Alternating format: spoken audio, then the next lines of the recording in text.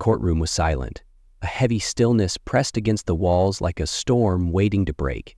Even the faintest rustle of a paper sounded like thunder. All eyes were locked on the small figure standing inside the witness box. Lucas Jameson, just 7 years old, gripped the wooden railing with trembling fingers. His face was pale, his wide eyes darting nervously from face to face. The judge leaned forward, her voice gentle but firm. "Lucas, do you understand why you're here today?" He nodded, lips quivering. Then, slowly, he raised one small hand and pointed directly at the man sitting in uniform in the front row. The officer's face went stone still, his jaw tightening as the child's finger remained steady. "It's him," Lucas whispered. "He's the one who hurt my mom." Gasps rippled through the room. The officer shot to his feet, his chair scraping across the floor. The judge slammed her gavel, but the tension had already exploded. Everyone was now leaning forward, hearts pounding, minds racing. What could a 7-year-old possibly know that would put a police officer on trial? But this wasn't just about a child pointing a finger. This was about a secret so dark, so deeply buried, that its exposure threatened to unravel an entire community. What Lucas was about to say would leave the courtroom stunned. It would challenge everything people believed about justice, loyalty, and the trust placed in those sworn to protect. Lucas wasn't meant to be here. He was a quiet boy, shy and thoughtful. He loved dinosaurs and building cardboard forts in the living room. His world had been simple: his mom, his dog, and their tiny blue house on Pine Grove Lane. Until that night. The night his mother didn't come home. Lucas had waited by the window for hours, face pressed against the cold glass. Finally, headlights pulled into the driveway. But it wasn't his mom.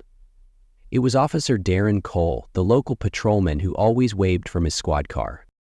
That night, there was no wave, just a grim expression and words that didn't feel real. "There's been an accident," Officer Cole had said. "She's gone." But Lucas knew something wasn't right. Cole's hands had trembled, there was blood on his sleeve, and Lucas remembered what his mother told him days before. "If anything happens to me, Lucas, don't trust anyone, not even the police."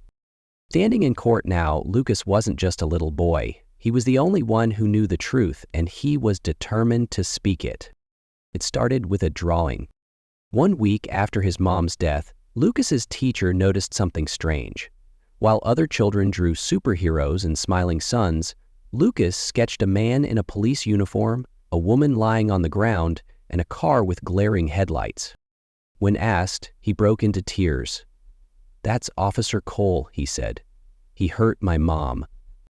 The teacher reported it. Authorities called it the fantasy of a grieving child. But Lucas's grandmother believed him. She hired a tireless defense attorney who risked everything to uncover the truth. The trial unfolded like a drama. Prosecutors painted Lucas as confused, projecting his loss onto an innocent man. But the defense had a theory of its own: corruption, a cover-up, and a motive tied to something far more dangerous. Lucas became the key witness. He described, in vivid detail, the night his mother vanished. But the court needed more than a child's testimony. They needed proof. "I have something," Lucas said one day, voice shaking. He pulled a crumpled paper from his pocket, a gas station receipt, dated the night his mother died. On the back, a license plate number scribbled in his mother's handwriting. It matched Officer Cole's personal vehicle. Suddenly, it wasn't just a story, it was evidence.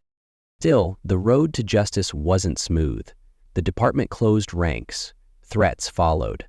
But then came the breakthrough: security footage showing Cole arguing with Lucas's mom just hours before she died. On the final day of trial, Lucas stood again. This time he didn't tremble. "You hurt my mom," he said, voice steady. "And I'm not scared of you anymore."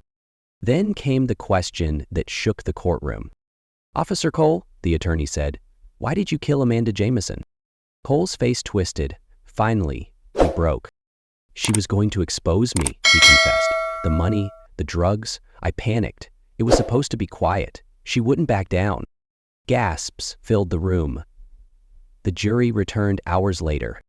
"Guilty," the foreman said, "of obstruction and manslaughter."